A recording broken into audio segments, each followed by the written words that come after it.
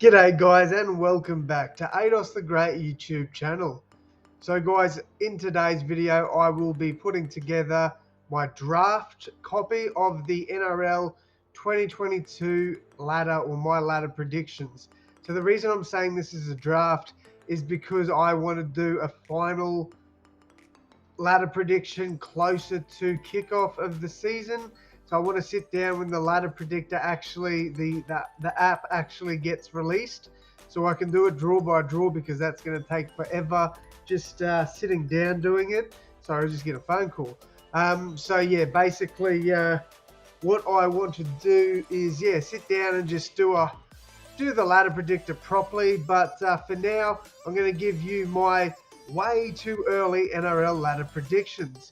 So guys, remember these are just my opinions and you're welcome to yours. So if you want to pop your opinion down in the comments below, I'd really appreciate it. I read 99% of my comments and I reply to as many as I can. So if you guys want to leave your comments down below, it will be greatly appreciated.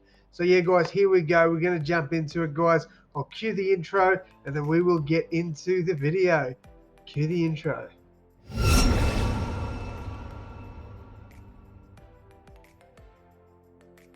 Before we get into today's video though guys, I do want to ask you, if you possibly could, please donate to my Movember journey. I'll try and remember to put the link down in the description below. So if you could donate to that, it'd mean the absolute world to me. As you can see, I ended up shaving the beard and kept the mo. So if you guys, if anybody could donate, even if it's $2, $5, $10, if you're feeling bloody, generous, chuck in $100. But yeah, anything really helps. So if you guys could do that, I'd really appreciate it. But now we're going to get into the actual video. All right, guys, here we bloody are. So we have the NRL tier list ladder predictor. So 1 to 4, obviously, pretty straightforward. Then we've got 5 and 6, 7 to 10, 11 and 12, and 13 through to 16, that should be. There we go, 17 in 2023. So yeah, guys, basically what I'll do is I'll start from the bottom, working my way up. I won't go too in depth with each team, but I do have a little cheat sheet here with every team's sort of, best signings, I guess you could say, or most notable signings. So starting things off, guys, I've actually got the West Tigers finishing last. The reason I think they'll finish last is the recruitment hasn't been great. So the Tigers, they signed Jackson Hastings, Tyrone Peachy, and Oliver Gildart. Now, Gildart looks like he could be an absolute beast, but as we've seen in the past with UK players, some of them don't tend to work out over in Australia. So it's a bit up in the air as to whether he will fit in well with the Tigers there. Jackson Hastings is quite a good signing, but again, he didn't really, play that well when he was in the NRL last time. Went over to the UK, played outstanding over there, but there's just too many questions around how well he will fit in.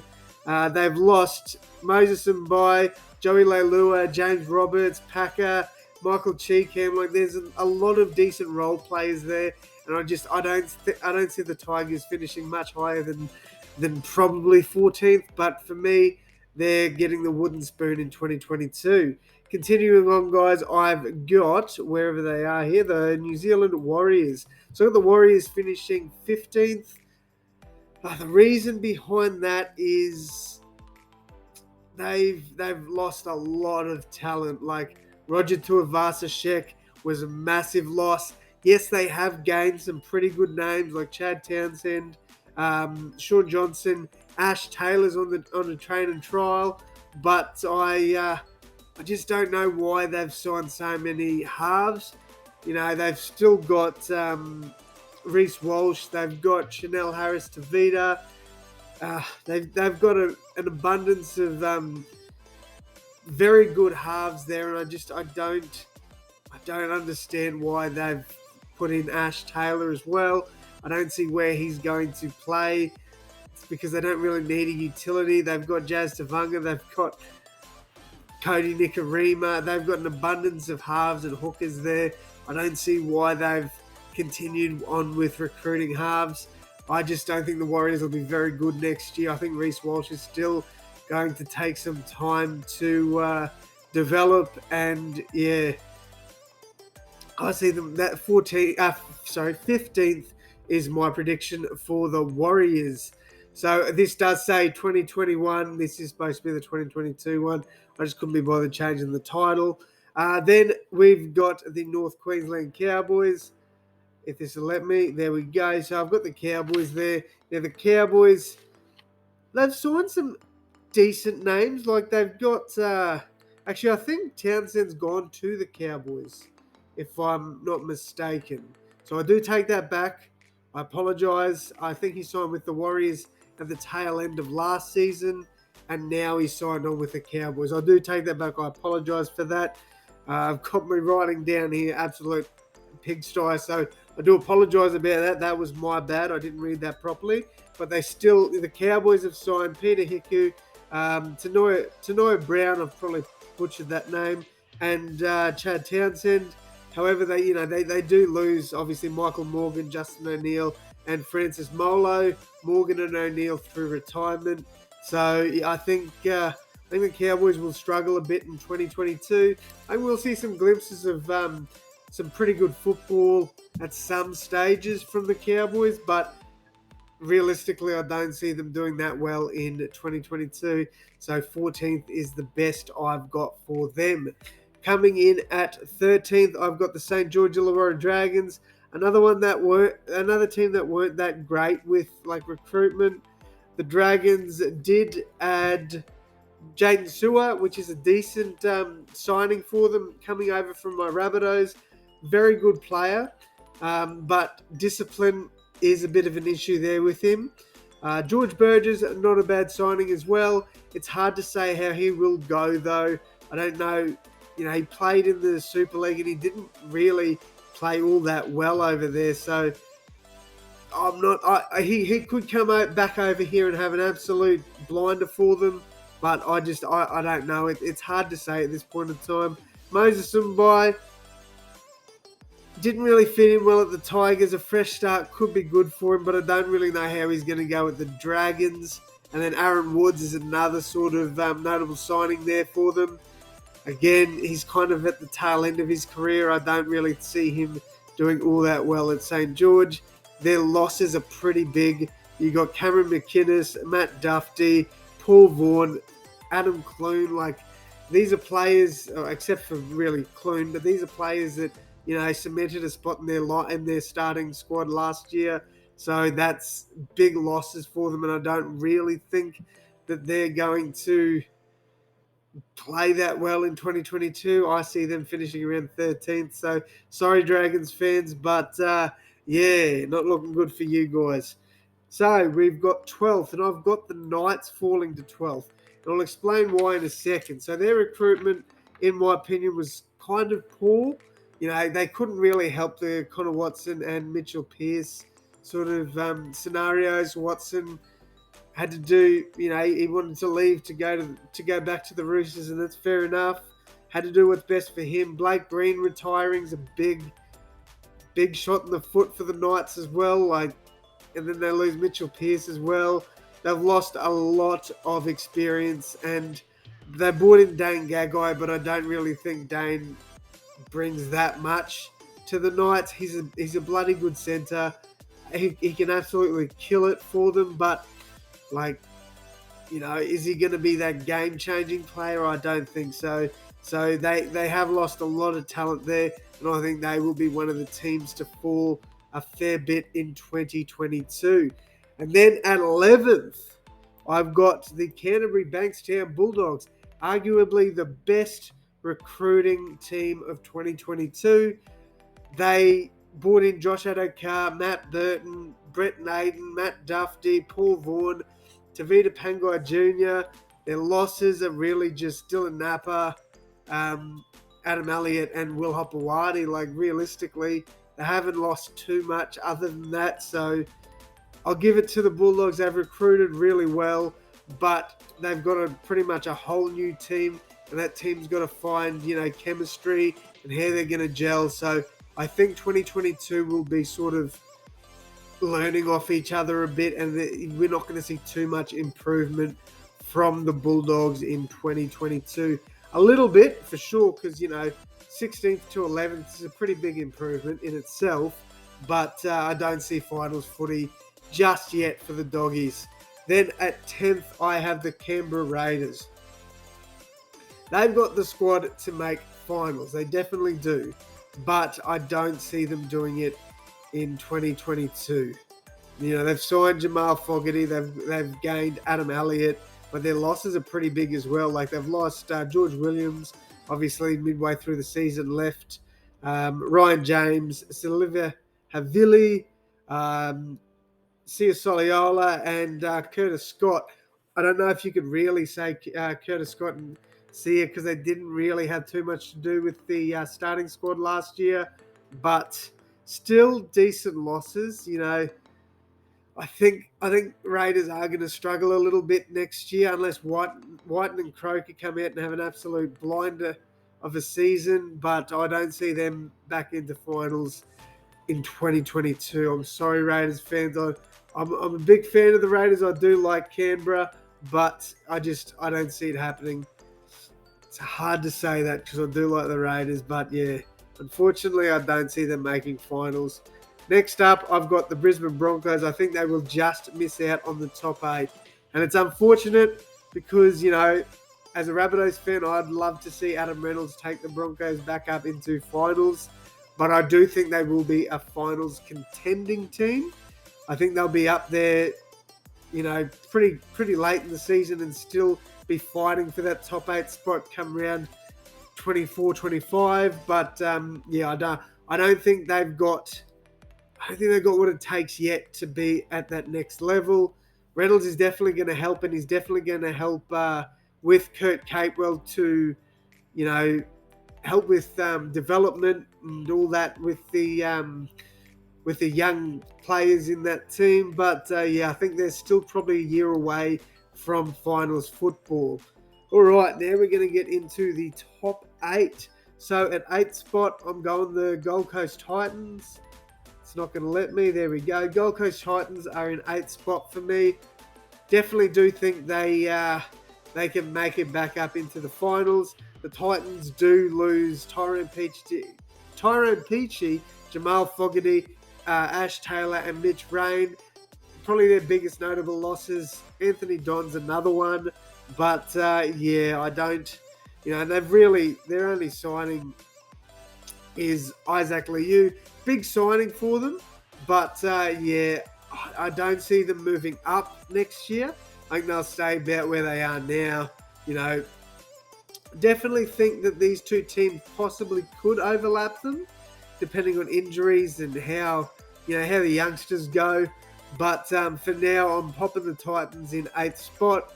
I'll have my proper ladder prediction out once the NRL ladder predictor goes live, so I can do an actual representation from round 1 to round 26. So for now, Titans at 8th spot. That's my prediction as of the 22nd of November 2021. All right, in 7th spot, I've got the Parramatta Eels. Now, the Eels were one of the teams that actually added no one. That's kind of crazy.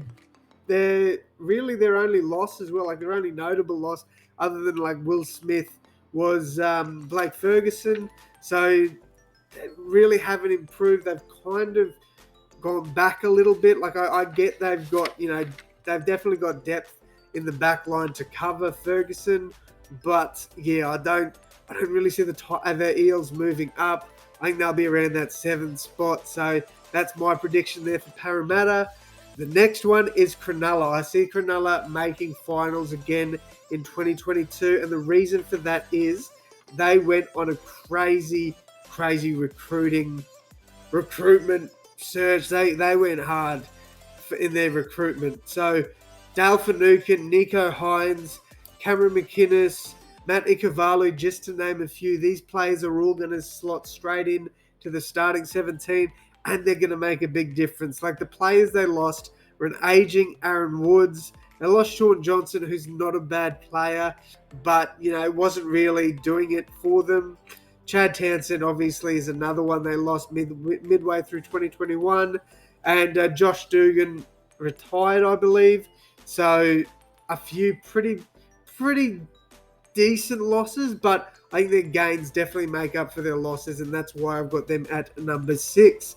Now, this one is probably the toughest one I had to do, and that's dropping my Rabbitohs out of the top 4. So if any of you guys come at me saying you're biased because you've got the Rabbitohs too high up, man, honestly, if I was doing this as a bias take, I'd have them 3rd, maybe 2nd. They've still got an elite team there. Yes, they lost Reynolds, so they lost a bit of leadership there. But other than Reynolds, like Gagai and Sewer weren't really getting much game time. Well, they were, but like Gagai and Sewer aren't going to be your game-changing players. Sewer barely made the 17 at parts of the year.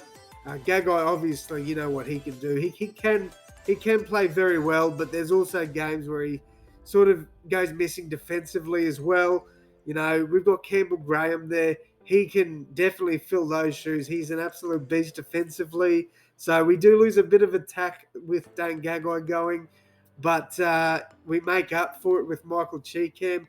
He's an absolute weapon. I loved seeing what he can do at the West Tigers. I'm very excited for him to come through at the Rabbitohs. Milford's another pretty good signing. You know, we're probably going to use him as a utility off the bench. Huge signing for us, in my opinion. Saliva Havili, another player. You know, we've just got a lot of depth coming into 2022, and I can't wait for that. Like, I definitely think we can be a top 4 team, but when I put my bias aside, I'm going to pop us at 5th just for the time being. We'll see how the ladder predictor all pans out, but for now, I've got the Rabbitohs at 5th spot. All right, at 4th, I've got the Sydney Roosters, and it hurts me to say that because I cannot stand the Roosters. But, like, recruiting-wise, and it sucks the players they lost. Like, they lost Jake Friend, Boyd Cordner of the Morris twins, Isaac Liu, Matt Ikuvalu. Like, all these players were part of their 17. Ikuvalu, not so much, but he did fill in there. So they bring in Connor Watson and Paul Momirovski. So 2 decent players coming back into the side. You know, obviously Momirovski is a premiership winning player. Connor Watson's an absolute beast, and he's going to definitely slot back into that 17-man squad. So I definitely think the Roosters will be back up fighting for a top 4 spot. I think you can probably... I reckon these 3 teams will be fighting for 4th spot. I'd love to say the Rabbitohs will get it, but I'm keeping Rabbits at 5th for now. We never know. This could all change come when the NRL ladder predictor app goes live. But for now, Rabbitohs at 5th, Roosters at 4th. 3rd spot, I've got Melbourne Storm. It's going to let me? Is it going to let me? We'll just do it that way. So yes, Melbourne Storm are in 3rd for me. They recruited all right. Like, their losses were pretty big. Addo-Carr, Finucane and Hines, massive losses for Melbourne. So I think they will fall a little bit, but they've still got that, you know, they've got the best coach in the NRL. They've got some of the best players in the NRL by far. Losing Josh Addo-Carr, gaining Xavier Coates, I think that's a win for Melbourne. I think that's a damn good swap. Technically not a swap, but you know what I mean. Like, Coates, I personally think, you know, he can be a better player than Josh Addo-Carr. So, yeah, I think that was a very smart and good pickup for Melbourne Storm. Nick Meaney, I think this is an underrated signing for Storm. I think he's going to help them a lot more than people think. So, yeah, I think Melbourne will definitely still be up there fighting for that premiership, but I think they'll fall down a little bit lower than they were last year. 2nd spot, I have the Manly Sea Eagles. Now, this is if Tom Trbojevic can stay healthy. If he can play a whole season and only miss Origin games, like Manly are going to be, they're going to be one of the teams to beat, if not the team to beat, because, you know, Tom missed most of the season and then won Dally M. What he did for Manly was just outstanding. Manly were like 13th or something after 5 or 6 rounds. Do fact check me on that because I might be wrong, but they were struggling at the start of last season. and Tom single-handedly took them to a top 4 spot. You got to give a little bit of a shout out to Daly Cherry Evans because he helps them out a lot too. As much as we like to hate on DCE, he can help Manly. Manly haven't really done too much recruitment-wise. They've lost Curtis Sirenin, Moses Sully, and Cade Cust. Not the biggest losses. They've also signed Ethan Bullimore, who I think is another underrated signing. The Broncos letting him go could be a bit of a mistake. I think he's definitely going to fit right into that Manly lineup. So, yeah, Manly are second for me.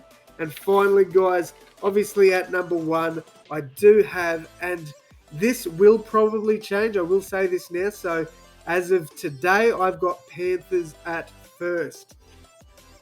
But then when I look at their signings and losses, they've signed Chris Smith from the Bulldogs.